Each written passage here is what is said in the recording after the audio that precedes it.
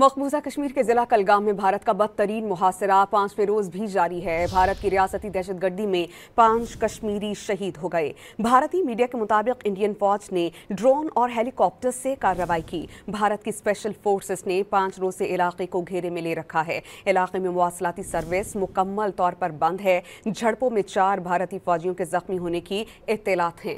Kashmiri media service के मुताबिक जिला कलगाम में भारत की जानिब से कश्मीर की रियासती हैसियत खत्म करने के खिलाफ एहतजाज जारी है। श्रीनगर, बारामूला, इस्लामाबाद, बांदीपुरा, शोपियां और पुलवामा में भी भारत के गैर कानूनी यकतरफा इक़दाम के खिलाफ कश्मीरी सरापा एहतजाज हैं।